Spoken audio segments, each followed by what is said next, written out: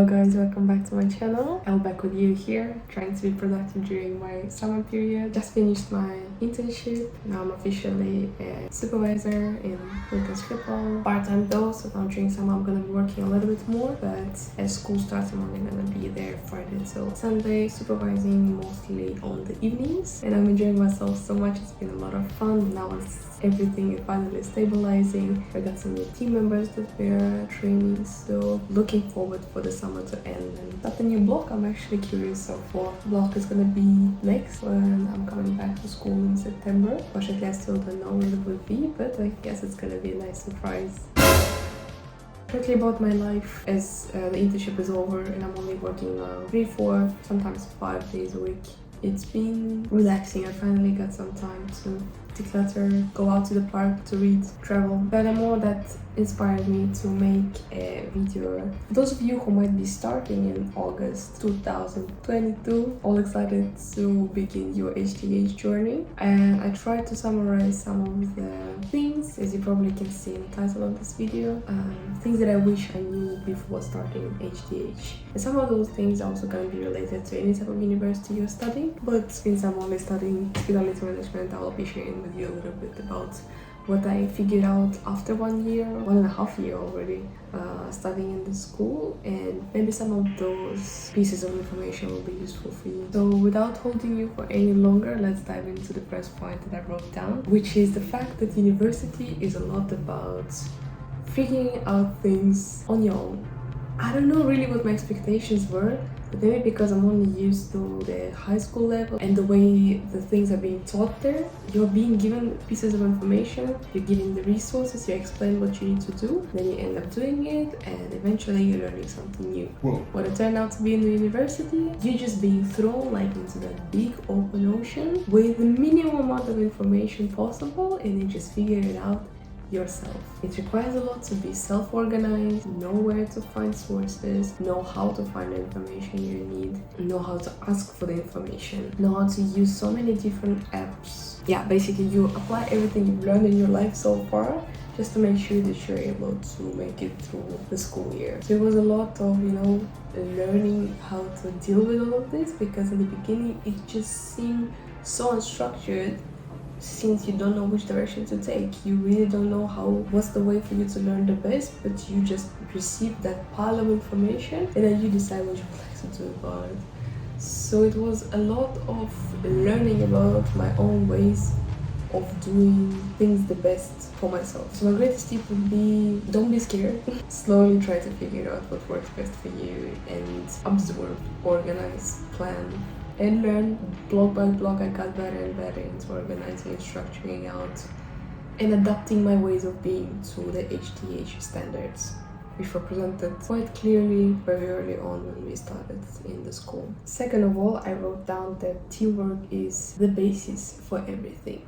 And your soft skills, like communication skills, are always gonna be in the core of every team project that you're gonna be doing. You might know from your previous experiences that teams are rarely well balanced, and it really challenges your ability as a leader to make sure that the group project that you participate in is being done to your personal standards. I don't know what I was really expecting myself when I applied to the, back then, one of the top 3 I think at some point even, best school in the world, thinking that everybody are gonna be on a super high level, very intelligent, super well organized people, all motivated to study, all gonna be in that school starting with me on the same intake. That was not the case. Unfortunately, until this day, I'm still one of the most driven and motivated students to actually push the team for me, just because I'm not fine with doing an average job and I like to push myself to the limits. HTH values that, but you need to make it work yourself. So you really need for that to develop and work on your communicating skills and delegating skills and your leadership skills in order to make sure that your team projects and teamworks are successful. Third of all, I wrote down that even though the school perceives to be an international school, it is still an international school based in a certain country, which is the Netherlands. And it is quite influenced by the culture where you basically study. I didn't really think about it in that perspective before coming here, but because most of the people in my stream are local national students, Dutch, it creates a certain public that you meet in the school daily, which is so different from where I come from. Sometimes a little bit hard, challenging I would say, to feel the internationality. It is definitely there, but you also realize that the majority of people around are of a certain type because they are coming from the same country.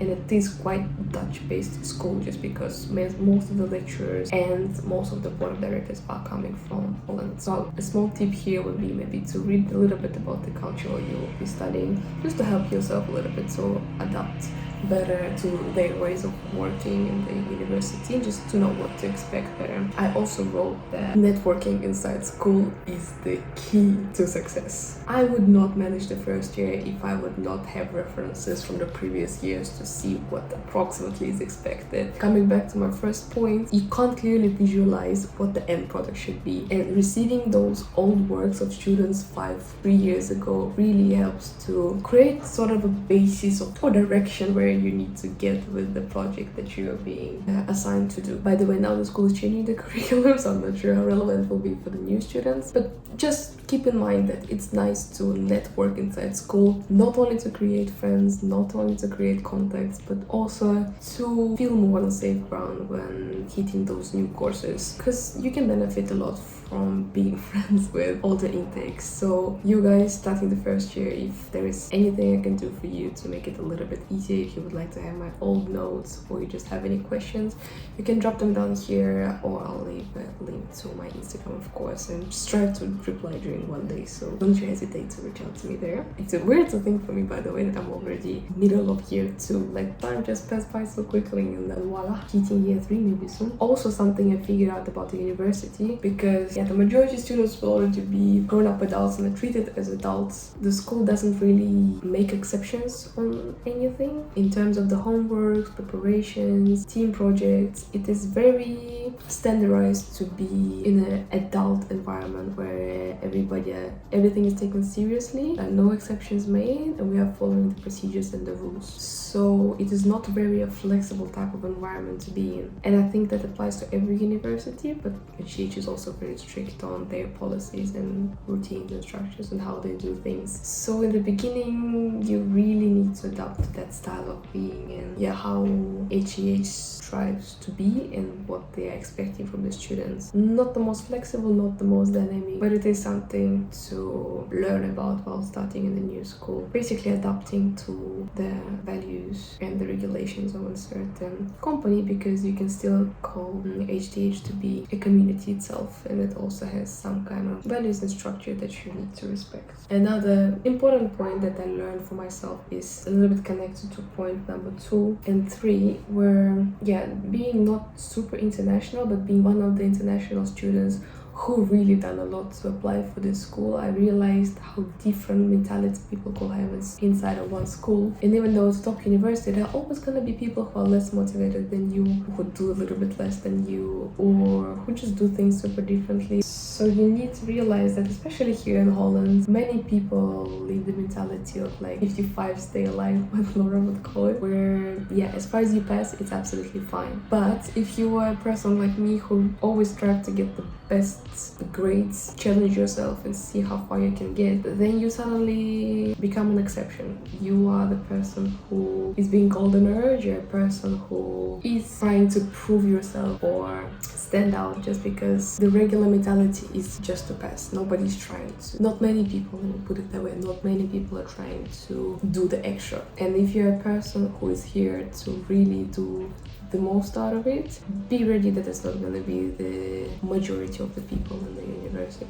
Another point that I would like to mention is that HTH, and probably many other universities as well, is not going to force you to do anything you don't want to do. Anything additional, anything on top of what is included in the study program, you'll need to find yourself. And if you really would like to be a part of the community and really would like to get the best get into the network, learn about the industry, you will need to involve yourself. And that doesn't require much, you just need to do the extra step of actually showing that you're interested, being there, applying for the things outside the schedule, maybe participating in school events, maybe participating in the events that school is participant of. Just doing those outstanding things on top of your studies would really benefit you with a lot, where you are able to work with future network, maybe gain some more hospitality experiences. But it's all about starting with you doing something to involve yourself better. For instance, HTH has the Extra Mile project that if you are part of one of those clubs or communities,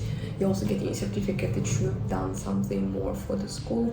And there are a lot of interesting topics that are being covered in those different clubs. Some of them are about sustainability, there is finance, investments, entrepreneurship, a lot of fun stuff. If you would like to get the most out of it, be ready to involve yourself. Also, one of the greatest tips that I learned about for myself is that flashcards is the key. Before university, I somehow managed to put in all the necessary information in my head without forcing it onto myself. But to pass the first year, I really needed to study for some exams. And that required me to prepare flashcards on sometimes everything, every piece of theoretical material that we got during the lectures, reading the books, reading the articles, summarizing them, re-summarizing them, seeing where I'm missing, where I have the blank spots, filling it up with the flashcard. For example, I would go in the park just to repeat Chinese words for myself to actually pass the Mandarin exam. So a tip from that would be find out your way of learning the best, so that you,